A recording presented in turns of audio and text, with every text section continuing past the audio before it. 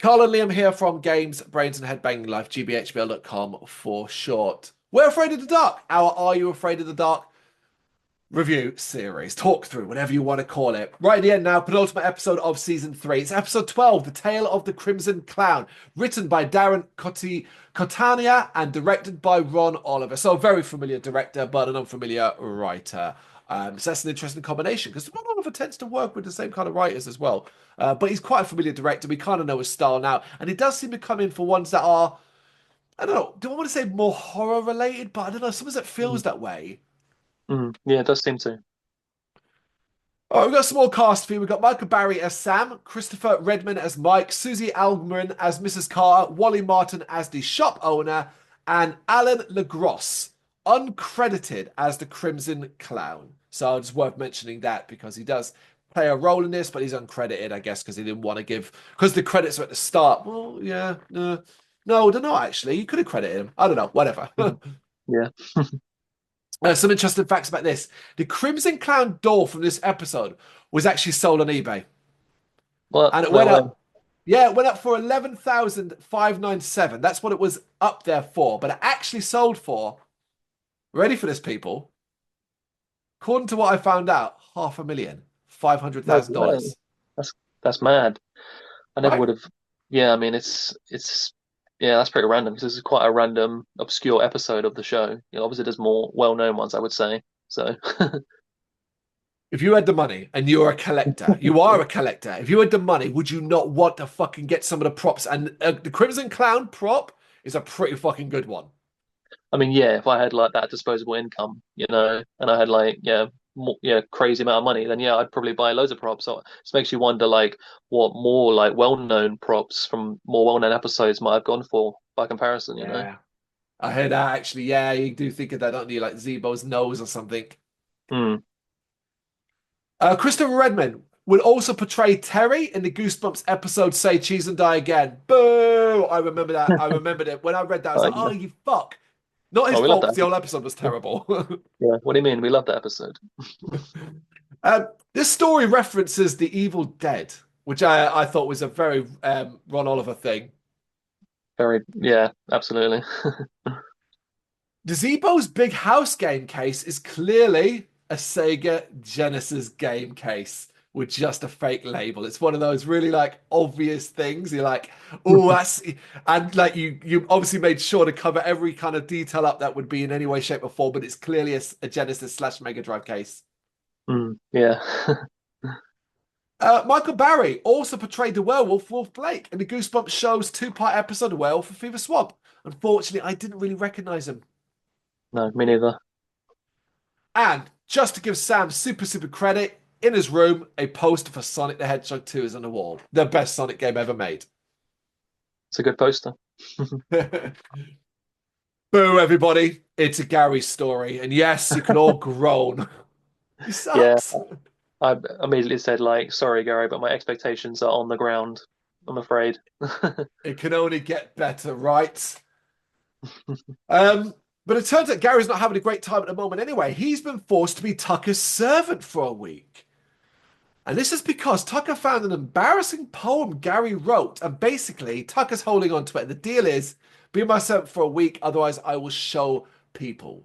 And it's like, okay, cool. I'm down for this. I'm game. I immediately had this weird deja vu moment. I felt like I'd seen this part before, but not Mm. the episode, which made no fucking sense. You just saw this like little opening and you were like, not watching the rest of Yeah, that. that's enough for me. I'm scared. Yeah, what is rubbish? But yeah, this is also the second time they've kind of alluded to, Tucker kind of screwing with Gary. They did one time allude to like Gary having like a secret drawer or something that we kind of made Yeah. mention of, which is quite funny. Well, it's the trope of a sibling rivalry that we, thankfully, for the most part, don't actually have to experience. Yes.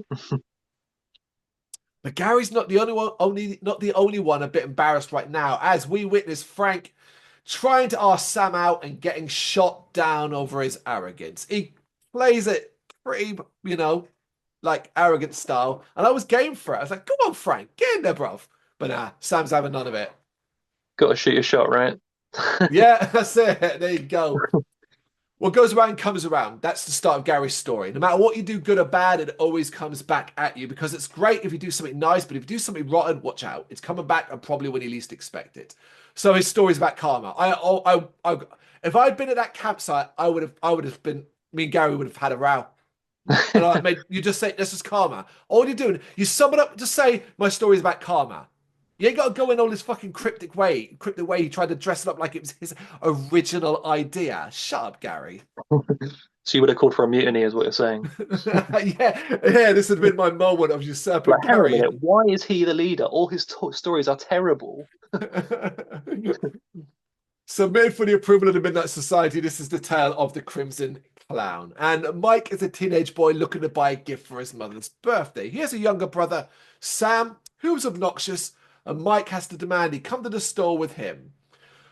Okay, I got this start. So let me just finish. The acting with the mother here, right? So like where he says they're going and he's trying to pretend, it's really awkward. Mike basically, he's been directed in a way it's like, look, what you want to be is kind of nerdy, a little bit like studious and like just a generally sweet boy, but he's not, I don't think he's been given enough to work with or at least enough direction. And what he just comes across like is really weird and awkward and like making it unnecessarily complex for his mother that makes no sense. The whole thing about skating and all of that is just like Mm. say we're going out, you young teenage boys. She wouldn't have minded. You go out and play. Like I don't think she'd have cared. But it's not a great performance. It just comes across awkward. Mm. So it almost feels like a bit like fillery, almost like to extend something that doesn't need to be extended in a way. Yeah. I don't think exactly that. I actually wrote here. Why did he even bother having the mother here in this scene? If they had just been going out to the shop, it wouldn't have done nothing except what it did was extend it by about 40 seconds, which might have been just enough to get it over the line. That's right. On a positive though, I was like, oh, I really this rarely happens, and I don't know if you have this, but it's one of the few times it occurred to me where I actually felt the storyteller's influence on this episode. Gary is Mike. Sam, the younger brother, who's obnoxious and annoying, is Tucker. And I was like, oh, that's kind of I got it. Yeah, it's like a direct influence. Yeah.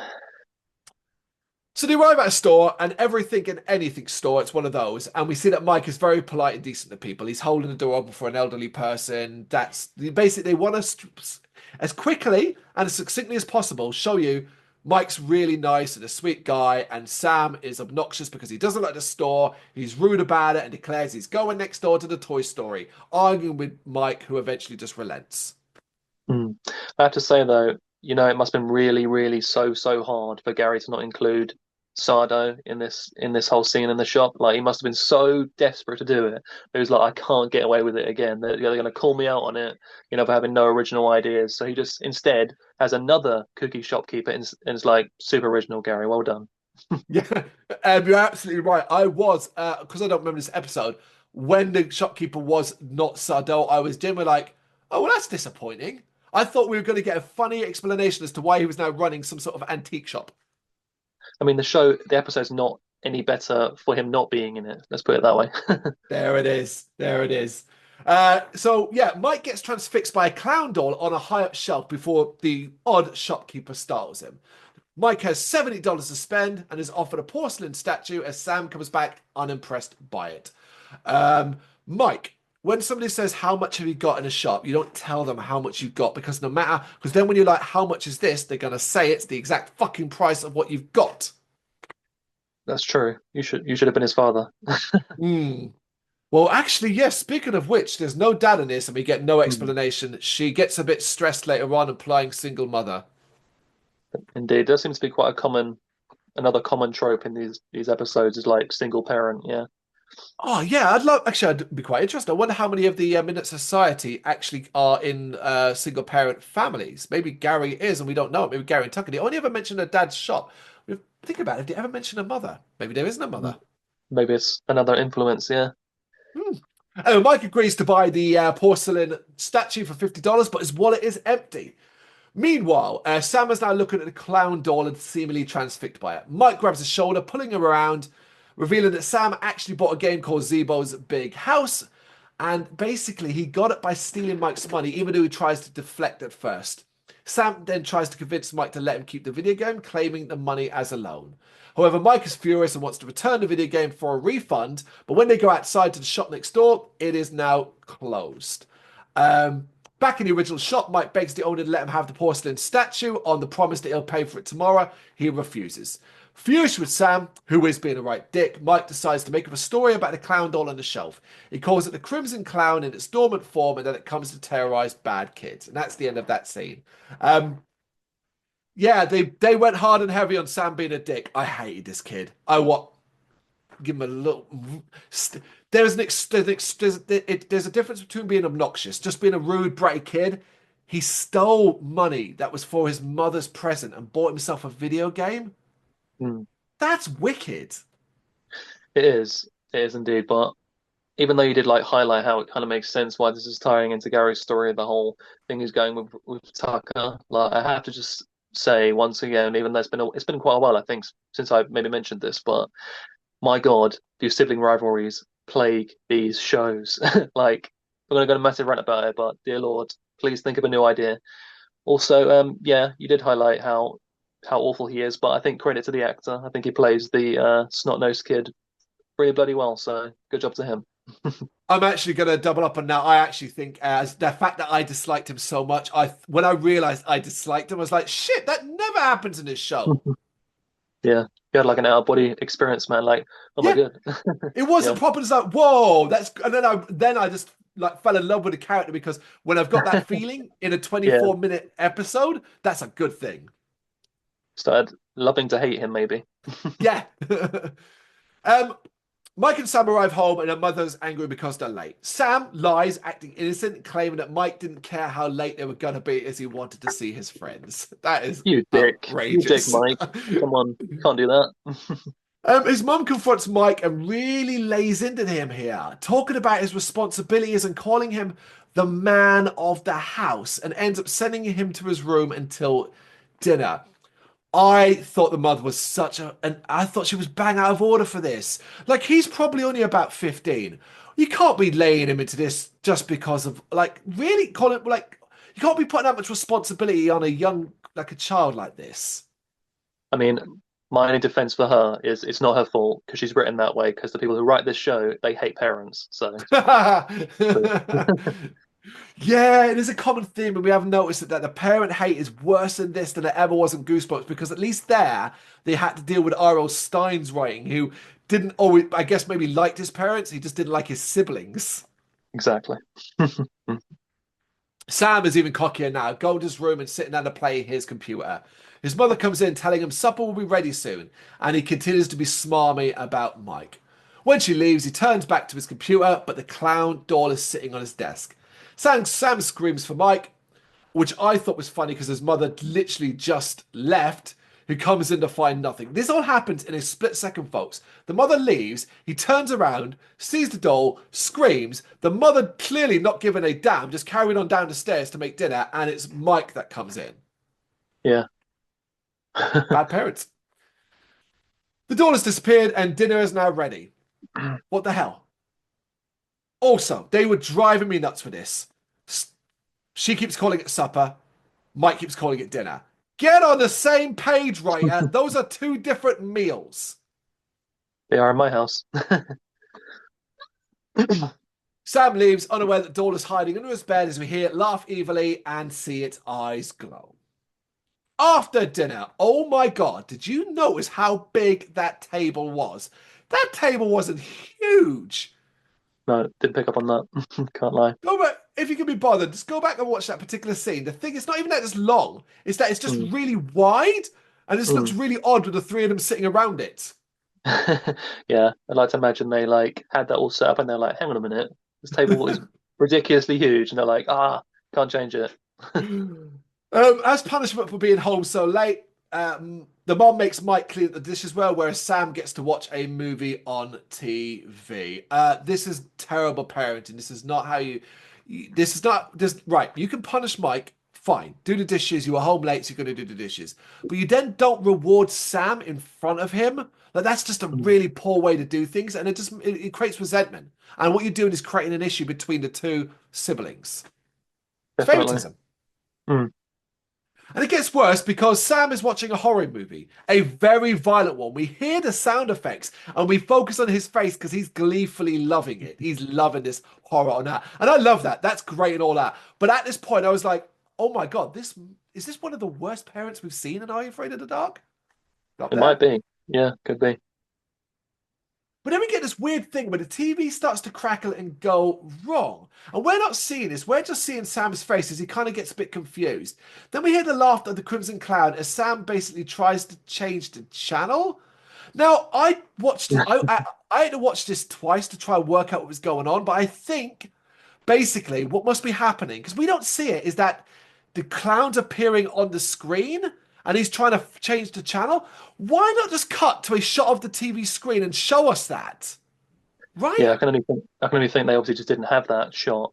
But I thought you were going to make reference to Street Fighter. The whole cha if he changes the channel, maybe the killer clown will be I gone. mean, it is You know, it is a classic line. it is. The Crimson Clown's arm starts to reach out of the TV towards Sam, laughing in a sinister tone at him, claiming that he's a rotten kid and it is coming to get him. Good effect. The long arm felt like it was a very old school practical effect. Yeah, I really loved it actually because I wasn't feeling this whole creepy clown doll thing. The doll, I think it looks a bit kind of cheap. It's probably intentional, but yeah, I wasn't really feeling that. But then this was like, oh, okay, it's not just a doll. There's more to it. So yeah, I did really like the effects. Yeah. You've just nailed my feelings on this overall thing. I will add here, I also basically felt the same. I felt, oh god damn it, creepy dolls don't do much for me. But it's when it does do, and it's got another one that it will do later on that I was like, oh, this is a good take on it. That pleased me too. Yeah. Obviously, Sam is terrified, and Mike, who is standing at the door, mocks him because everything is fine now, and Sam accuses him of doing this somehow. Here's the thing, right? Like, normally I'd call nonsense on this, but Sam is frightened, very frightened, and he knows Mike has been trying to wind him up at this door. It's not that he believes that Mike is responsible, it's just his immediate reaction to try and get some sort of logic in his head to how this has happened to him. Yeah. The mother comes along and Sam goes off to bed, but not before he gets some quick barbs in. Mike continues to tease Sam about the Crimson Clown, which her mother queries. But for some reason, right, Mike won't just say they were at a store. He tells her that he's scared Sam with the story of the ice rig, and naturally she's not happy and unimpressed by this. Mike, you know you don't have to tell your mother that what you bought her. You can say, look, Mom, I'm sorry I wasn't honest with you, but look, we went to a store, we were buying you a birthday present. I wanted it to be a surprise. That's all you got to say, bro. That'd be the simple approach. But also, that bitch don't deserve nothing anyway. Okay.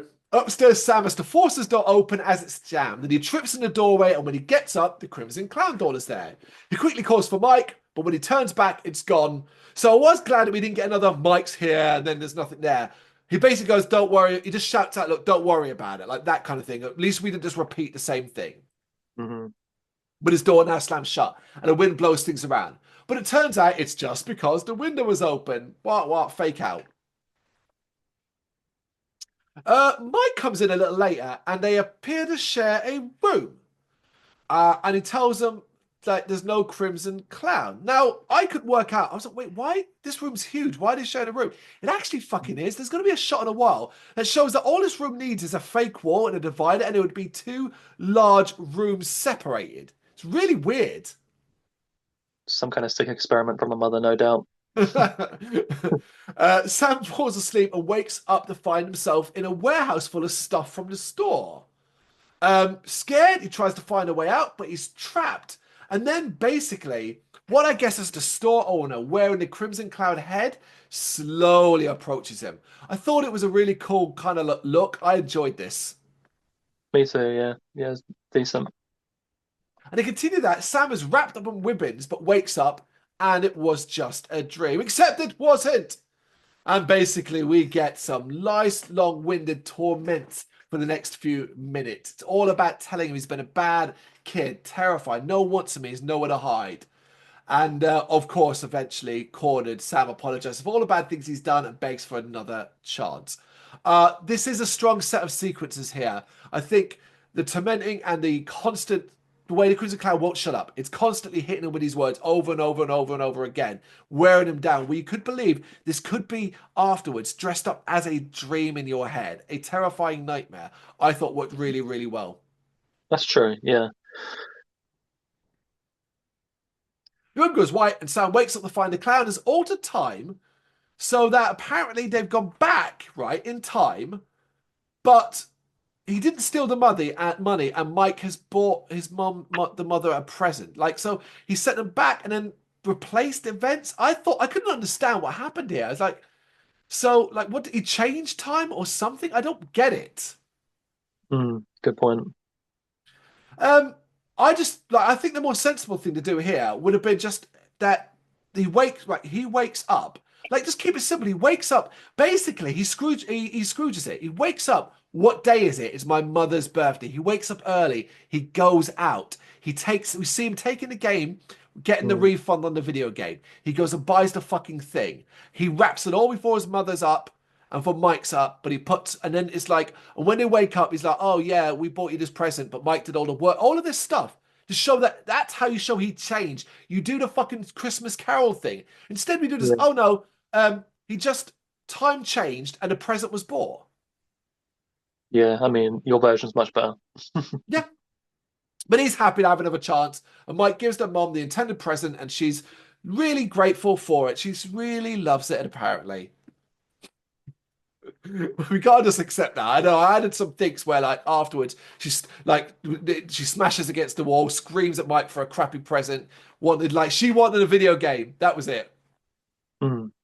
Yeah, I think it's like one of the issues we always have with these episodes compared to like Goosebumps is it never really has a thing that happens at the end of the episode that leaves you like wanting more or like wondering what might have happened next kind of thing. Like it just kind of like ends kind of cold, which is like often disappointing. Indeed, because as well, the final line almost always has to be delivered by the Midnight Society. There was often an attempt to give this a sort of moralistic point where it's like, this is the lesson that was learned, and sometimes it's not needed. For example, and we have it here where it's just like Gary says, oh, every kid deserves a second chance. So the Crimson Clown gave Sam his second chance. To me, that just makes it dumber and just more like, oh, well, what a waste of mine and everyone's time. Definitely, and also like the whole he deserves a second chance thing. Really, second, like he's never done like how many crappy things has he done exactly? Like only one, so then he gets a second chance. Doesn't make any sense. Yep. Not only that, why this time?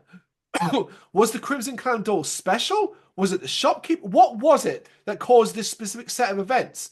That's the logic jump I now have to use to even create this episode in my head. Mm. It's not worth the effort. No, I mean you could it's if you dare to scrutinize, like it just doesn't hold up, does it? Not at all. But we do at least end in an interesting fashion within the Midnight Society. And this is stuff I quite enjoy. We've talked about this before, about expanding upon the characters and their stories. Because Tucker takes the poem out of his shirt and gives it back to Gary, freeing him from servitude. So it's nice that Tucker learned something from the story. Gary is happy to get the poem back, but he's then clearly bummed out. His face drops. He's a bit disappointed when he sees that Sam and Frank are discussing the possibility of going on a date. And he kind of frustratingly throws his poem in the fire. However, we then see Sam dumping the bucket of water over Frank's head. Hey, I'm down for that. Sometimes Frank's got to he's a high head, he's got to cool off, and, he won't take no for an answer, so he needs to be he needs to be humiliated. Yeah, Gary offers to walk her home and she happily accepts. And then we cut to the fire to see the pole burning within, and you can see that Samantha is written on the front of it. Now, I will say the calligraphy. Oh my God, the calligraphy is Mm. staggeringly good. Gary, that's the shit you want to really be bringing out here, not your crappy goddamn magic shop stories. Just, you know what I Yeah, mean? It was yeah. stunning, but I actually love this. I thought it was super sweet and I thought it was really interesting and made me go, oh, I can't wait to see where this goes next. Yeah. I agree. I enjoyed it a lot too, but I enjoyed it more than the episode and the story that he told, which is never a good thing. Like I feel like I should have just watched the beginning of this episode and kind of skipped. It has. I'm not saying there's not some good aspects to the episode. It's not entirely bad. But one thing I didn't highlight as we were going through it also, did you get a sort of Pennywise thing going on here for this episode, or was that just me? I often do most clown stuff, right? I often do. So I actually try to disassociate for the most part. However, the kind of antics of the clown and how it would almost twist dreams and reality and combine the two, I really started to get in the vibes more near the end than at any other point. So they had the whole scene with the exploding balloon, and I just felt like, Yeah. that's just Oh God, Pennywise, of isn't it? course. You know, Yeah. like balloons, man, terrifying, right? Yep. Yeah, okay. Well, that's episode 12, The Tale of the Crimson Clown. You got any thoughts on this one? You know what to do? Let us know in the comments. Thank you very much for watching. If you've enjoyed what you've seen, please consider hitting that like and subscribe button. It does help us out. You can find us at gbhbl.com and across all social media platforms. And if you really want to give us a bit of extra support, please consider buying us a cup of coffee over on our coffee page. Thank you.